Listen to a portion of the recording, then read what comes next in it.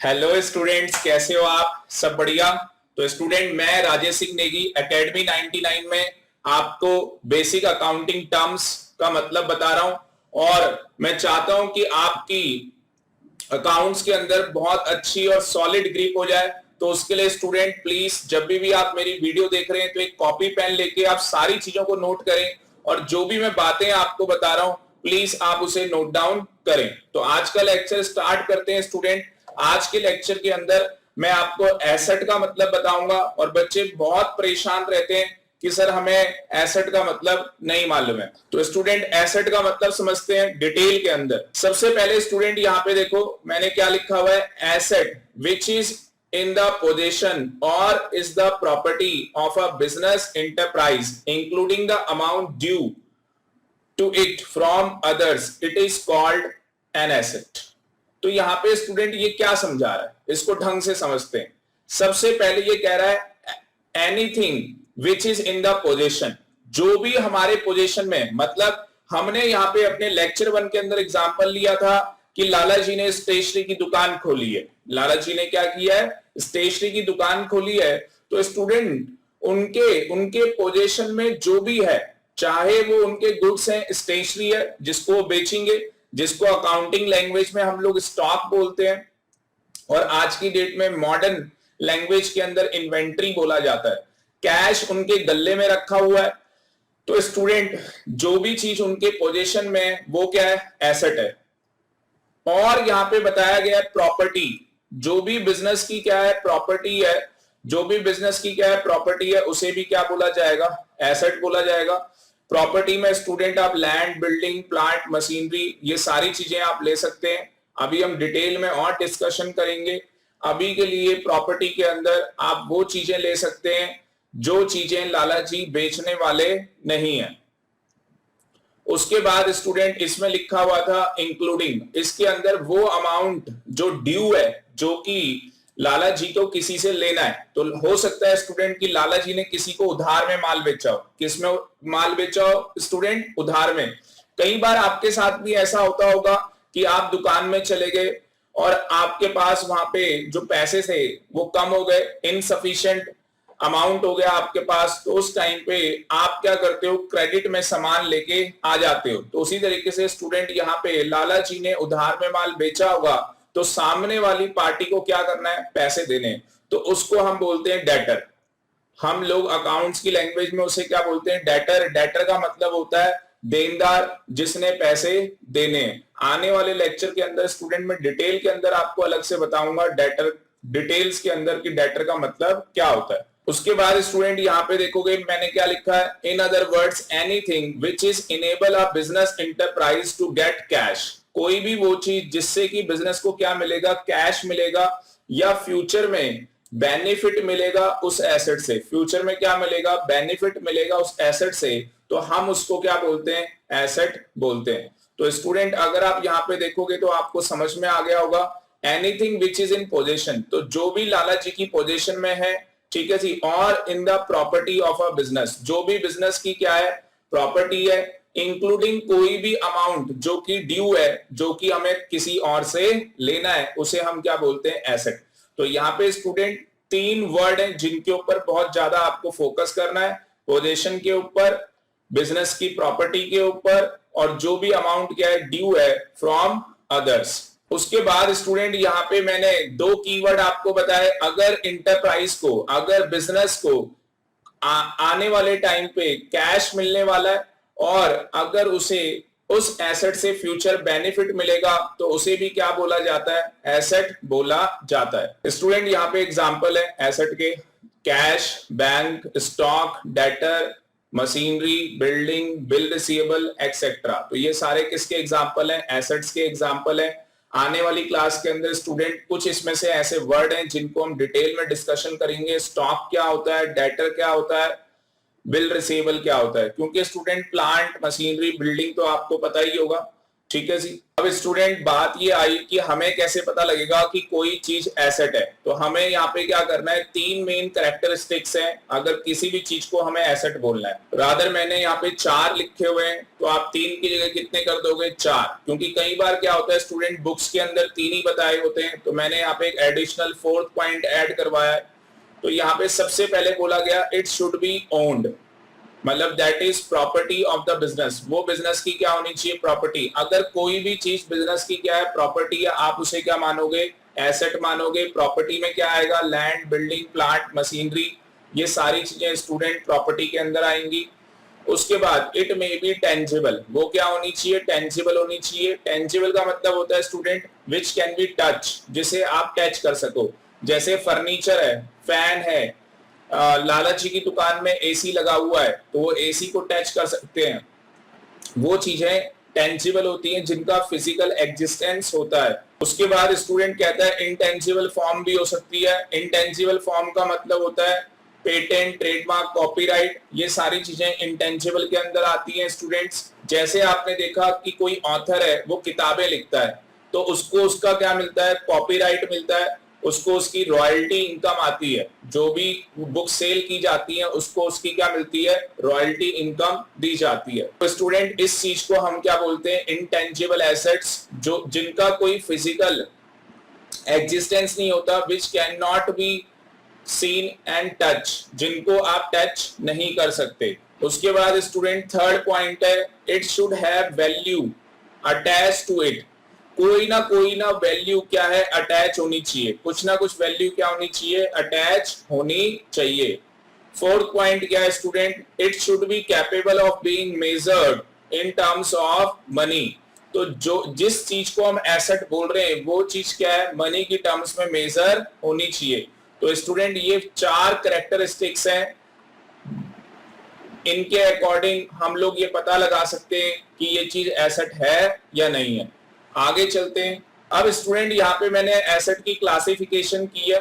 Mainly अगर मैं बात करूं मोटी मोटी, तो एसेट की जो क्लासिफिकेशन है वो दो ही पार्ट के अंदर है। एट प्रेजेंट वो दो ही पार्ट के अंदर है। पहले स्टूडेंट हम कहते थे कि जो एसेट की क्लासिफिकेशन है वो तीन पार्ट में, चार पार्ट में, वो मैं आपको अलग से बताऊंगा। वो टाइप्स ऑफ एसेट्स होती है। वो क्या होती है, टाइप्स ऑफ एसेट्स होती है। क्योंकि स्टूडेंट्स हम कहते थे फिक्स एसेट होती है, करंट एसेट होती है, टेंजिबल एसेट होती है, इंटेंजिबल एसेट होती है, वेस्टिंग एसेट्स होती हैं, फिक्टिशियस एसेट्स होती हैं, कंटीजेंट एसेट्स होती हैं। स्टूडेंट ये सारे टाइप्स ऑफ एसेट्स हैं। तो क्लासिफिकेशन में और टाइप्स में क्या होता है, डिफरेंस होता है।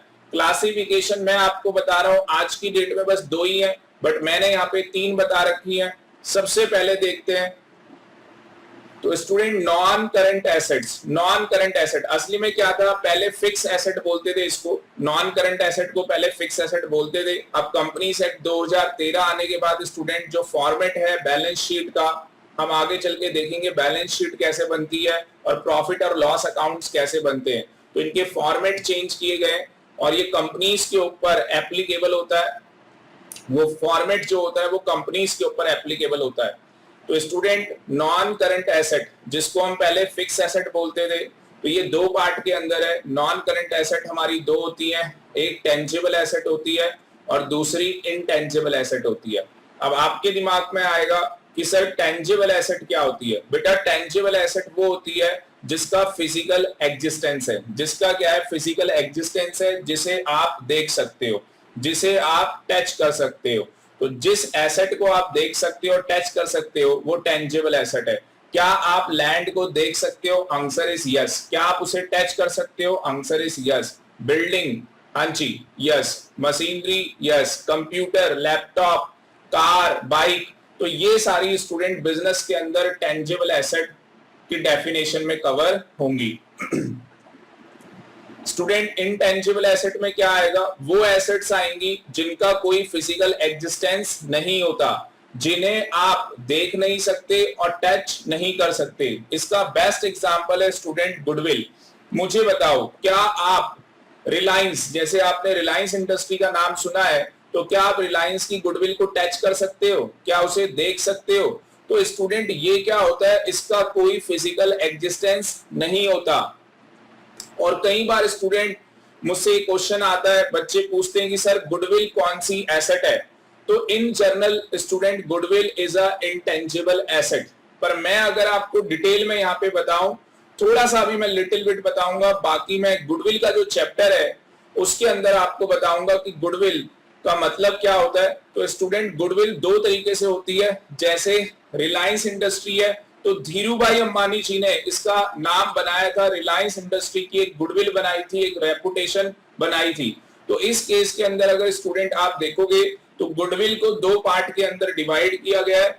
एक गुडविल वो होती है जो सेल्फ जनरेटेड होती है, और दूसरी गुडविल वो होती है जो हम किसी से परचेज करते हैं। जैसे आपने नाम सुना होगा हल्दीराम का, ठीक है जी। तो हल्दीराम की लोग क्या करते हैं, फ्रेंचाइजी ले लेते हैं। तो वो हमने क्या किया, वो नाम किसी और से परचेज कर लिया। तो स्टूडेंट जो गुडविल सेल्फ जनरेटेड होती है उसे हम फिक्टिशियस एसेट कहते हैं, क्योंकि उसकी कोई वैल्यू नहीं होती।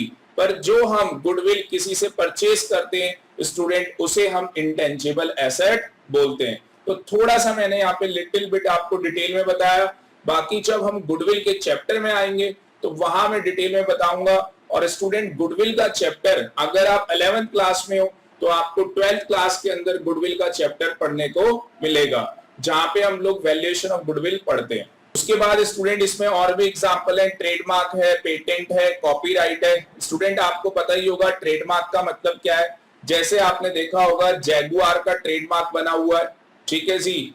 आपने देखा होगा होंडाई का ट्रेडमार्क बना हुआ है। तो ऐसे रिलायंस का ट्रेडमार्क बना हुआ है, ऐसे पेप्सी का ट्रेडमार्क बना हुआ है, ऐसे कोक का ट्रेडमार्क बना हुआ है, हमारा एकेडमी 99 का ट्रेडमार्क बना हुआ है।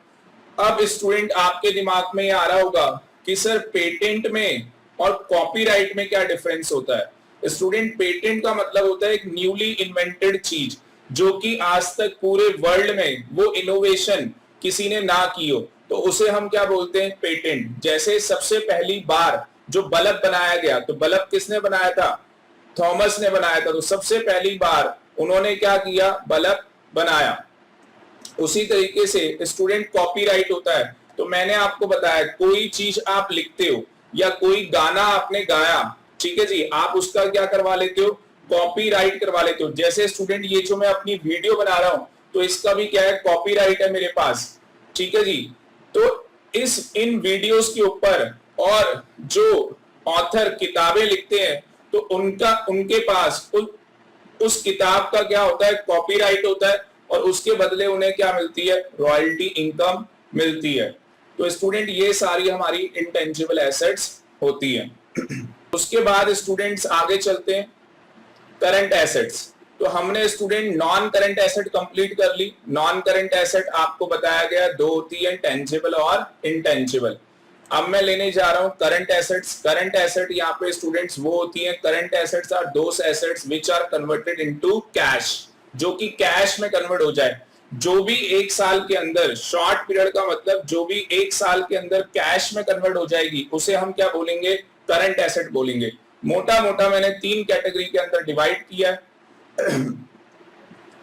सबसे पहले अगर आप स्टूडेंट देखेंगे कैश और बैंक, दूसरा अगर आप देखेंगे तो डेटर, और तीसरा अगर आप देखेंगे तो स्टॉक। मुझे बताओ कैश और बैंक तो ऑलरेडी क्या है, कैश है, ठीक है जी। और बैंक अभी हार्ड कैश नहीं है, आप बैंक से पैसा विड्रॉ करोगे तो वो भी क्या बन जाएगा, हार्ड कैश। स्टूडेंट आप कह रहे होंगे कि हार्ड कैश क्या होता है।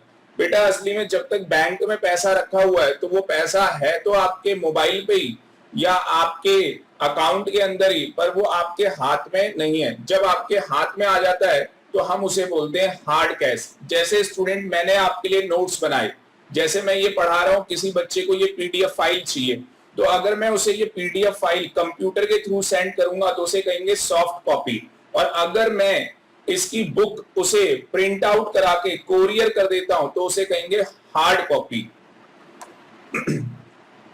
स्टूडेंट डेटर क्या होता है, मैंने आपको बताया था, जिसे हम उधार में माल बेचते हैं, जिसे हम उधार में माल बेचते हैं उसे हम क्या बोलते हैं, डेटर बोलते हैं। तो स्टूडेंट अगर हमने किसी को उधार में माल बेचा और उसने जो हमारा पैसा रीपे करना है वो विद इन 1 ईयर वो हमारा पैसा क्या कर देगा, रीपे कर देगा, तो उसे हम क्या बोलेंगे, डेटर बोलेंगे। और और वो 1 साल के अंदर किस में कन्वर्ट हो जाएगी स्टूडेंट? कैश के अंदर कन्वर्ट हो जाएगी। अब स्टूडेंट बच्चे का दिमाग में क्वेश्चन आता है कि क्या सर ऐसे भी डेटर हो सकते हैं जो हमें पैसे 1 साल के बाद पे करें? स्टूडेंट यस, पर वो फिर डेटर की डेफिनेशन के अंदर नहीं आएंगे। उसके बाद स्टूडेंट्स स्टॉक आपको पता ही है, वो चीज है जिसे हमने रीसेल पर्पस के लिए रखा हुआ है, जिस चीज का हम बिजनेस कर रहे हैं। तो स्टॉक हमारे पास रॉ मटेरियल भी हो सकता है, ठीक है जी। स्टॉक हमारे पास वर्क इन प्रोग्रेस भी हो सकता है और स्टॉक हमारे पास फिनिश गुड्स भी हो सकता है। अगर स्टूडेंट मैं स्टेशनरी की दुकान की बात करूं तो स्टेशनरी की दुकान में फिनिश गुड्स होगा, उसे स्टॉक बोला जाएगा। और अगर कोई कंपनी मैन्युफैक्चरिंग के लिए कोई मटेरियल सप्लाई कर रही है तो उसे रॉ मटेरियल बोला जाएगा।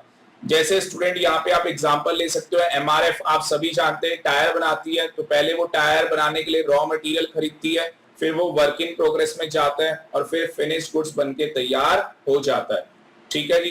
तो अगर ये 1 साल के अंदर कैश में कन्वर्ट हो जाएगा, अगर ये रॉ मटेरियल 1 साल में बिक जाएगा या ये फिनिश गुड्स 1 साल में बिक जाएगा और ये कैश में कन्वर्ट हो जाएगा, तो स्टूडेंट ये करंट एसेट की डेफिनेशन में आ जाएगा। क्योंकि करंट एसेट हम उसी को बोलते हैं जो विद इन 1 ईयर हमें क्या है, कैश में कन्वर्ट हो जाए, कैश में हमारे पास पैसा आ जाए। नेक्स्ट स्टूडेंट हमारे पास है यहाँ पे क्लासिफिकेशन के अंदर एसेट की फिक्टिशियस एसेट। अब स्टूडेंट कई बार बच्चों को ये समझ में नहीं आता फिक्टिशियस एसेट क्या होती है। स्टूडेंट जैसे मैंने अभी आपको बताया, फिक्टिशियस एसेट टेंजिबल एसेट भी नहीं है और ये इनटेंजिबल एसेट भी नहीं है। टेंजिबल कौन सी होती है? Which can be touch, which can be seen. Intangible कौन सी होती है? which cannot be touched, which cannot be seen। तो यहाँ पे स्टूडेंट फिक्टिशियस एसेट का मतलब क्या है? जैसे कई बार होता है कि पंकज आपका फ्रेंड नहीं है, पर आपने बोला पंकज नाम का लड़का क्या है, मेरा फ्रेंड है। उसी तरीके से स्टूडेंट हमारे बिजनेस के अंदर क्या होता है, जो एडवर्टाइजमेंट हम लोग करवाते हैं, आप देखते होंगे बहुत बड़ी बड़ी एड्स होती हैं, तो जो भी हम एडवर्टाइजमेंट्स करवाते हैं स्टूडेंट, उसका जो बेनिफिट होता है वो हमें फर्स्ट डे नहीं मिलता। वो एडवर्टाइजमेंट कराने का जो बेनिफिट होता है वो हमें धीरे धीरे करके मिलता है, और कितने टाइम में वो सारा बेनिफिट हमें मिलेगा ये हमें पता नहीं होता।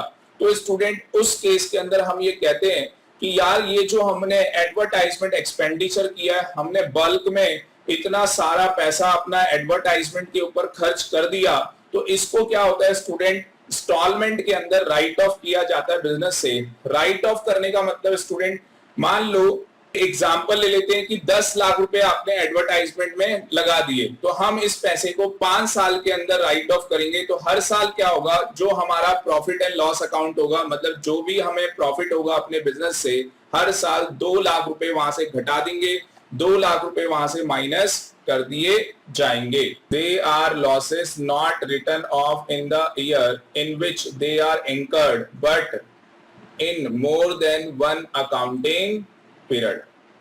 तो स्टूडेंट यही चीज मैंने आपको एक्सप्लेन की। तो स्टूडेंट यहाँ पे एग्जांपल है डेफर्ड रेवेन्यू एक्सपेंडिचर, और डेफर्ड रेवेन्यू एक्सपेंडिचर का जो यहाँ पे एग्जांपल लिया गया है एडवर्टाइजमेंट एक्सपेंडिचर, तो ये एग्जांपल आपको समझ में आ गया होगा। नेक्स्ट स्टूडेंट यहाँ पे जो एग्जांपल है डिस्काउंट और loss on issue of debentures, तो स्टूडेंट ये एग्जांपल आपको समझ में नहीं आ रहा होगा। डिवेंचर्स का हमारा 12th क्लास के अंदर चैप्टर है स्टूडेंट, तो जो बच्चा 11th क्लास के अंदर है, जब वो 12th क्लास के अंदर आएगा तो इश्यू ऑफ डिवेंचर और रिडम्पशन ऑफ डिवेंचर वहां पे चैप्टर पूरा डिटेल में पढ़ाया जाएगा और डिटेल में बताया जाएगा। अभी मैं आपको बर्ड आई व्यू दे देता हूं कि डिवेंचर का मतलब क्या होता है। स्टूडेंट डिवेंचर एक काइंड ऑफ डेब्ट है कि हमने पब्लिक से क्या लिया हुआ है, कर्जा लिया हुआ है। हमने पब्लिक से क्या लिया हुआ है, कर्जा लिया हुआ है, लोन लिया हुआ है। बस ये लोन क्या है, लॉन्ग टर्म है। ये लोन क्या है, लॉन्ग टर्म है। तो स्टूडेंट डिवेंचर कुछ नहीं होता, एक तरीके का डेब्ट होता है जो कि कंपनी ने मार्केट से, लोगों से पैसा उठा रखा है लॉन्ग टर्म के लिए। तो स्टूडेंट आप सोच रहे होंगे सर उसमें डिस्काउंट या लॉस वाली बात कहां से आ गई।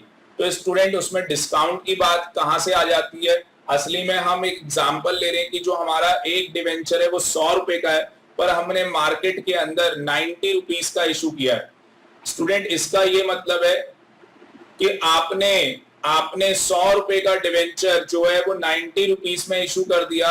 इसका ये मतलब है कि लोगों से आपने एक डिवेंचर के 90 रुपीज ले लिए, बट आप उनकी जब रीपेमेंट करोगे तो वो 100 रुपए की करोगे, तो आपको नहीं लग रहा 10 रुपए का यहाँ पे उन्हें बेनिफिट हो गया और यहाँ पे कंपनी को 10 रुपए का क्या हो गया, लॉस हो गया। तो उसी को हमने यहाँ पे क्या बोला है, डिस्काउंट बोला है। बाकी आप डिटेल के अंदर 12th क्लास के अंदर जब चैप्टर पढ़ेंगे तो आपको डिटेल में वहां पे समझ में आ जाएगा। तो स्टूडेंट इस लेक्चर में इतना ही, थैंक यू वेरी मच। और भी जो बेसिक टर्म्स आप मुझसे सीखना चाहते हैं, प्लीज कमेंट बॉक्स के अंदर आप कमेंट करें कि आप ये बेसिक टर्म्स सीखना चाहते हैं। और अगर आपके कोई भी डाउट है तो वो भी आप कमेंट बॉक्स के अंदर कमेंट कर सकते हैं। स्टूडेंट ज्यादा से ज्यादा हमारी वीडियोस को लाइक करें, शेयर करें और हमारे चैनल को सब्सक्राइब करें। Thank you very much.